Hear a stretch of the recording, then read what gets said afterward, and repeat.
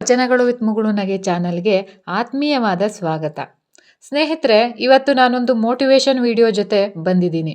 ಈ ವಿಡಿಯೋದಲ್ಲಿ ಬರುವಂತಹ ಸಾಲುಗಳು ನಿಮಗೆ ಇಷ್ಟ ಇದೆಯೋ ಅಥವಾ ಇದ್ರ ಬಗ್ಗೆ ನಿಮ್ಮ ಅನಿಸಿಕೆ ಅಭಿಪ್ರಾಯಗಳನ್ನು ಕಮೆಂಟ್ ಮೂಲಕ ತಿಳಿಸಿ ಅಂತ ಹೇಳ್ತಾ, ನೋಡಿ, ಅದು ಯಾರೇ ಆಗಿರಲಿ, ಅವರು ಅಪರಿಚಿತರೋ ಪರಿಚಿತರೋ ಅಥವಾ ನಿಕಟವಾದ ಆತ್ಮೀಯರೇ ಆಗಿರಲಿ, ಅವರು ನಮಗೆ ತೋರುವ ಗೌರವ, ಪ್ರೀತಿ, ಕಾಳಜಿ, ಅಭಿಮಾನ, ಕನ್ಸರ್ನ್ಗೆ ನಾವು ಯಾವತ್ತೂ ಬೇಸರ ವ್ಯಕ್ತಪಡಿಸಬಾರ್ದು. ಅವರ ಮನವ ನೋಯಿಸುವುದಾಗಲಿ, ಅವರೇನು ಮಹಾ ಎಂಬಂತೆ ಯಾವತ್ತೂ ಉಡಾಫೆಯಿಂದ ವರ್ತಿಸಬಾರದು. ಅಂತಹದ್ದು ಅವರ ಒಳ್ಳೆಯತನದ ದುರುಪಯೋಗ ಆಗುವುದು. ಮತ್ತು ಈ ಪುರುಸತ್ತು ಇಲ್ಲದ ಜಗತ್ತಿನಲ್ಲಿ ಕುಟುಂಬದವರಿಗೇನೆ ಸಮಯ ಕೊಡಲಾಗದ ನಾಗಾಲೋಟದ ಬದುಕಿನಲ್ಲಿ ಯಾರಿಗೆ ಯಾರು ಸುಮ್ಮನೆ ಸಮಯ ಮತ್ತು ಗೌರವ, ಪ್ರೀತಿ ನೀಡಲಾರರು. ಇದು ನೀವೆಲ್ಲರೂ ಕೂಡ ಅರಿತಿರಬೇಕು. ನಮ್ಮ ಗೌರವ ಬೇರೆಲ್ಲೂ ಇಲ್ಲ, ನಮ್ಮ ನಾಲಿಗೆಯಲ್ಲೇ ಇದೆ. ಜ್ಞಾನದಿಂದ ಅಧಿಕಾರ ಸಿಗಬಹುದು, ಆದರೆ ಗೌರವ ಸಿಗಬೇಕೆಂದರೆ ವ್ಯಕ್ತಿತ್ವ ಇರಲೇಬೇಕು.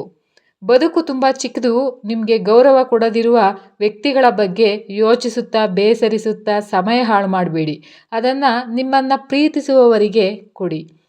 ಕೇಳಿ ಕೊಡುವ 100 ಬಹುಮಾನಗಳಿಗಿಂತ ಕೇಳದೆ ಕೊಡುವಂತಹ ಗೌರವ ಬಹಳ ದೊಡ್ಡದು. ಮೂರ್ತಿ ದೇವಸ್ಥಾನದಲ್ಲಿದ್ದರೆ ದೇವರು, ಅದೇ ಬೇರೆ ಕಡೆಗೆ ಹೋದರೆ ಕಲ್ಲು. ಹಾಗೆಯೇ ನಾವು ಗೌರವ ಇರುವ ಸ್ಥಳದಲ್ಲಿ ಇದ್ದರೇನೆ ನಮಗೆ ಮರ್ಯಾದೆ.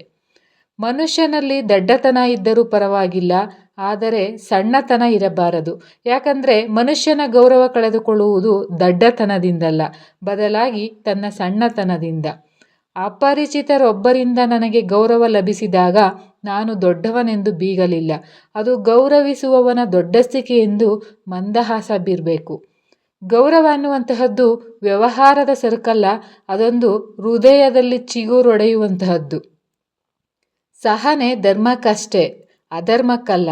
ತಾಳ್ಮೆ ಸಹಾನುಭೂತಿಗಷ್ಟೇ, ಕ್ರೂರತನಕ್ಕಲ್ಲ. ಗೌರವ ವ್ಯಕ್ತಿತ್ವಕ್ಕಷ್ಟೇ, ವ್ಯಕ್ತಿಗಲ್ಲ. ಪ್ರೀತಿ ಪಾವಿತ್ರ್ಯತೆಗಷ್ಟೇ, ಮೋಹಕ್ಕಲ್ಲ.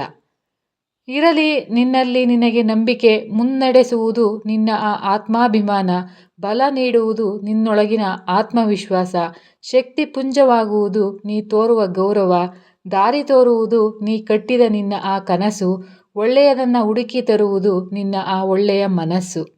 ಹೆಚ್ಚು ಹಣ ಸಂಪಾದಿಸುವ ಭರದಲ್ಲಿ ನಿಮ್ಮ ಮನೆ, ಕುಟುಂಬ ಮತ್ತು ಆರೋಗ್ಯವನ್ನು ನಿರ್ಲಕ್ಷಿಸದಿರಿ. ಹಣ ಎಂಬುದು ಶಾಶ್ವತ ಅಲ್ಲ, ಹಣ ಬರುತ್ತದೆ ಹೋಗುತ್ತೆ. ಆದರೆ ಪ್ರೀತಿ, ವಾತ್ಸಲ್ಯ, ಗೌರವ ಮತ್ತು ಆರೋಗ್ಯ ಒಮ್ಮೆ ಕಳೆದುಕೊಂಡರೆ ಮತ್ತೆ ಗಳಿಸುವುದು ಕಷ್ಟ. ದೂರ ಇದ್ದಷ್ಟು ಗೌರವ ಜಾಸ್ತಿ.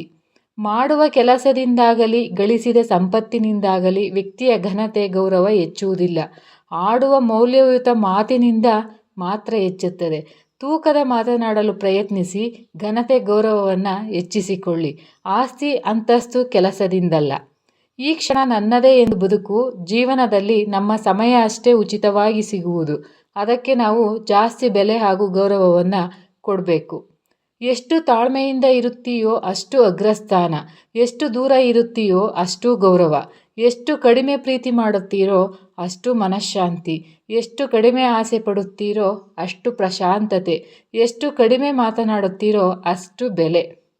ಒಬ್ಬ ವ್ಯಕ್ತಿಗೆ ಗೌರವ, ನಮನ ಸಿಗುವುದು ಅವನು ಧರಿಸಿದ ಸಮವಸ್ತ್ರ, ಕೂತಿರುವ ಆಸನ ಹಾಗೂ ಕಚೇರಿಯ ಜಾಗ ಬಹಳ ಮುಖ್ಯ ಪಾತ್ರ ವಹಿಸುತ್ತದೆ. ಕ್ಷಮೆ ಕೇಳಿದಾಕ್ಷಣ ನಮ್ಮದೇ ತಪ್ಪು ಅಂತ ಅಲ್ಲ, ಅದು ಅಹಂಕಾರವನ್ನು ಮೀರಿ ಸಂಬಂಧಕ್ಕೆ ನೀಡುವ ಗೌರವ. ಅದರ ಬಗ್ಗೆ ನಿಮ್ಮ ಅನಿಸಿಕೆ ಅಭಿಪ್ರಾಯಗಳನ್ನು ಕಮೆಂಟ್ ಮೂಲಕ ತಿಳಿಸಿ ಅಂತ ಹೇಳ್ತಾ ಎಲ್ಲರಿಗೂ ಕೂಡ ಧನ್ಯವಾದಗಳು.